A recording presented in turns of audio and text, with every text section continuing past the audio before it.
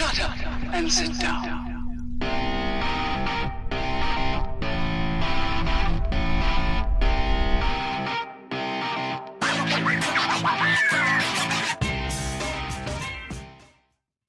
Greetings, fellow travelers.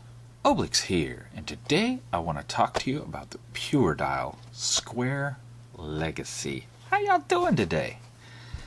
So, this guy right here, in this kind of sad little beat up box, yeah, it didn't handle shipping very well, let's put it that way. It is not a thick box like we had with the Elliott Havoc in our previous review, so it definitely will not stand up to shipping. So let's take a look. Puredial logo here. Now, Puredial is a micro brand. They have 3 different watches in a snapshot point in time. They have 3 that are out there right now. A bunch of different flavors of the those 3 styles. Colorations, band types, things like that. This is the Square Legacy, and bam! There you go. I wonder why they call it the Square Legacy. Interesting name. Dun, da, da, da. There you go. So, you'll notice there's not a lot in the box. I did buy this one used. Again, off the Watch Gang Exchange. I say that a lot. It's just a great resource for getting good watches at affordable prices. So there you go. But look at that styling. Isn't that cool? I mean, it's very reminiscent of the past, to my way of thinking at any rate. I think very, 1940s, 30s and 40s, very Dick Tracy, time frame. When I see this watch, and that appeals to me. A certain part of me that says, harkens back to that time, right? And very cool. I love that styling. Now, it's obviously square, but it's kind of not, because when you look at it this way, you see how it's rounded across the top there. So it is rounded in all 4 directions, so it's rounded this way too. So that's pretty cool. So there's a peak here, and then it folds down to the side, so everything's rounded out. So guys, I've zoomed you in here so that hopefully you can see this a little better. See where the hour indices, right at the edge where they stop, how it forms a circle right through here? What's happening is the face is actually curving down, just like the bezel and the glass of the watch do. You know how we looked at the curve on those? Well, inside, the face of the watch is doing the same thing, and that's a really cool feature, I think, where the face matches what's happening on the outside of the watch. So the inside of the watch matches the outside of the watch, and you get that curve there as well. And again, because it's bigger on the inside than it is on than the window is on the outside, if you kind of hold the watch to the side, you really get that kind of look down into that groove there, where it's curving down in a way, and it gives you a larger sense of space than is actually there. It's a pretty darn cool feature, I think. Now this one's in green. The green is darker than I want it to be. Now that's personal preference. It's not a knock on Puredial.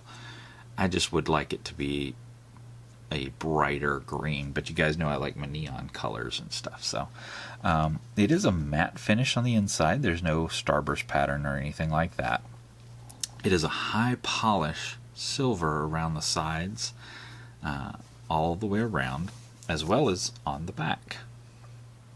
So high polish. It is screwed in with 4 different screws. It is an 316L stainless steel, which is pretty standard on most watches these days. Good grade steel for watches. Stainless steel, that is. It is a genuine leather band. Look at that band, guys. If you like that faux alligator skin, I personally do not. But if you do, then there you go. It is branded. I don't know if you're going to be able to pick that up, but it says Puredial over here, and of course genuine leather over here. There you go. It says 1860s inspired, but that's across the whole company, not just this specific watch. That's kind of their, their shtick. There is a date complication at the 3 o'clock. It is fairly small, but because of the darkness of the dial and the white face on the complication, it is fairly readable. Fairly legible, so not bad at all. Let's take a look at this guy on the scale. And get that in focus. There we go. And we are looking at 3 ounces. So not terribly heavy. It actually feels like it weighs more than 3 ounces. So I was actually, when I just saw that, I was a little surprised. I was like, that's lighter than I expected it to be. So there you go. It feels heavier than it is. Let's see. Hey, I remember to put the calipers on the correct hand this time so that you guys can see them. And there you go. We're looking at about a 42 across. And I bet you $1. We're pretty darn close here too. Yep. Holding that 42 true. So it is a complete square. Good thing they called it a Square Legacy. Now if you want to know the long ways, for whatever reason, you're looking at about a 58. So the lugs themselves are, it is a replaceable band. If I keep this guy, I probably will replace the band because I'm not a huge fan of the band. 21. 21? It's an oddball size, yeah. 22, actually, 21.9. So it'll be a 22 band. And thickness overall, we're looking at about 13, guys. 13 there. So, not huge. Let's check it out on wrist. And, I took my watch off earlier so I could do another video, and I forgot to put it back on. But I was wearing, actually, I'll pull it off because I had it off to the side over here. I was wearing this Victorinox all day. This beautiful green, silver, and gold Victorinox Maverick. So that was my watch of the day today. Sorry I didn't have it on for you guys. But there you go. This is upside down, but that's how it looks on the wrist. Isn't that nice? It's a very elegant watch on the wrist, and I did not put the strap through the keepers. Let me do that real quick. There you go. That's what it'll look like on wrist. It's, like I said, it's fairly large, but it doesn't restrict movement. It's very comfortable to wear, and let me tell you, people look. When you're wearing this thing, people definitely stop and look because when they notice watches, they notice this guy. I think it has a lot to do with the squareness of it as opposed to the color. But when they just, that shape, the fact that it's round, here, but square here, that really kind of throws them for a loop. So they do a double take. So let's check it out right side up for you guys. And this is it right side up. Nice. Trying to keep too much of the reflection off, but enough that you can see inside there at that nice green color. Awesome. Now, keeper-wise, it's got 2, of course. It does have the captive keeper. You guys know that's my preference, and it does have a slider. Fairly thin leather, and it just appears to be glued. No, there's actually a stitch on there. Ooh, I'm out of frame here. Let me bring it back for you guys. There is a stitch on the sliding one, so you can assume there is one under the kept one as well. The buckle is branded with Puredial, and the crown is branded as well with that PD logo. If you can see that, I don't know if it'll focus there on that, but there we go. So now, price-wise, this guy retails for $250. Would I pay $250 for this guy? heck no. What are you smoking? But I didn't pay $250. Again, I got this used off the Watch Gang Exchange from a member who had received this. It was an original tier watch from the Watch Gang Exchange. So remember, that's the $25 tier that guarantees a watch valued between $50 and $150. Not MSRP, but valued at. So this guy retails for $250. I bought it for $30. So bought it off that member for $30, and that covered, that was $25 for the cost of the original tier membership, and $5 to ship it. So worked out pretty well for the both of us, I guess. I got a cool looking watch, and he got rid of a watch he wasn't going to wear anyway, and there you go.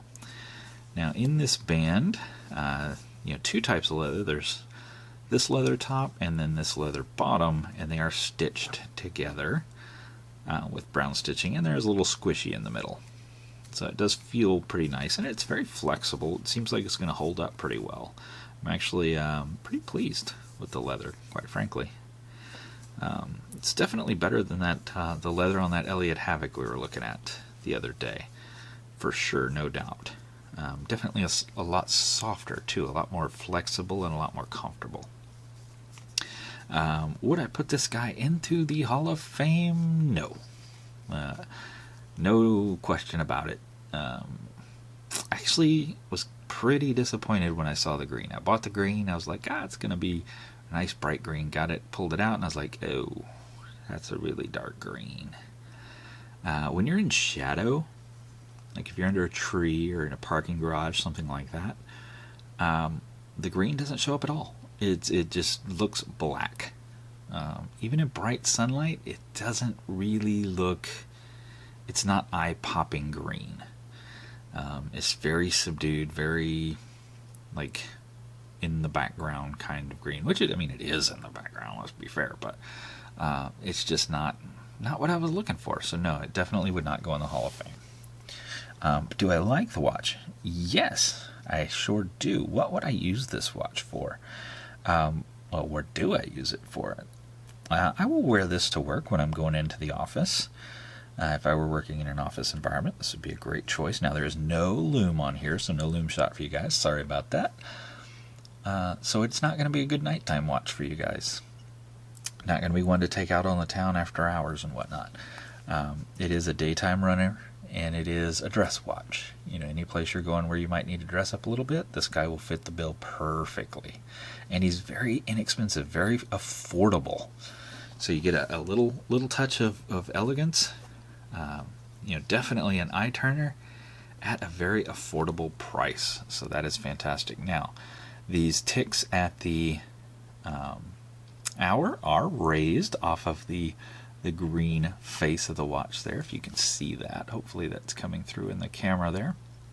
Puredial is also raised up as well. However, the minute indices around the edge, they're actually painted white. So they're not raised and they're not that silver color. They're also offset kind of underneath the... they're further over than this glass. So those little ticks are beyond the edge of the glass. You actually have to kind of... You can't see all of them at one time when you look straight onto the watch. Not easily anyway. You might just catch a little bitty piece of them because a little bit sticks out, but not much. But as you tilt the watch, they really come into view.